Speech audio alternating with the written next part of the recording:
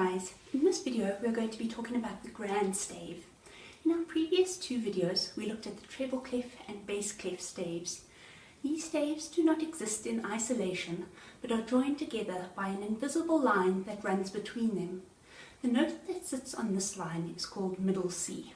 If we follow the principle that notes go up in alphabetical order as we go up from line to space to line to space, we can see that after middle C we get the note D, then the note E, and then the note F. As we know from our rhymes, the first note of our treble clef stave is an E, and the first space on the treble clef stave is an F.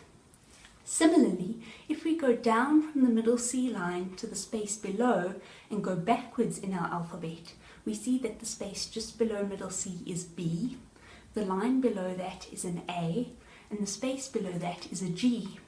Again, this corresponds to our bass clef rhymes, where the top line of the bass clef stave is an A, and the top space of the bass clef stave is a G. When we write our grand stave, which is a treble clef stave and a bass clef stave written together, joined by a brace, we leave a big gap between the two staves. This makes the music much easier to read. The middle C line is invisible and is only drawn in when we use it. I can write a middle C in the bass clef or the treble clef. When I write a middle C in the treble clef, I draw a small line below the stave. This little line is called the ledger line, and the distance between this line and the bottom of the stave should be the same distance as the spaces between the lines of the stave. I can then draw my middle C note on this line. When I write a middle C in the bass clef, I draw my ledger line above the stave.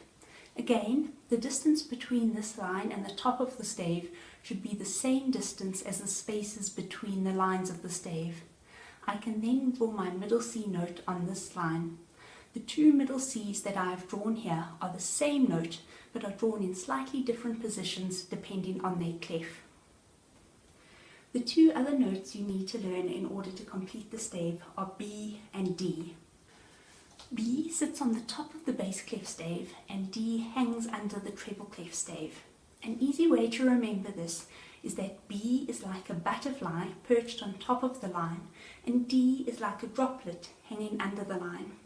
Now that we know all of the notes on the bass clef and treble clef, as well as the three notes that link the grand stave, we're able to name every single note on the grand stave. G, A, B, C, D, E, F, G, A, B, middle C in the bass clef and the treble clef, D, E, F, G, A, B, C, D, E, and finally F. A printed copy of the grand stave is available in Lesson 5's notes. Please read through these notes and complete the accompanying task, and remember that I'm always available to help if you're having any trouble with these concepts.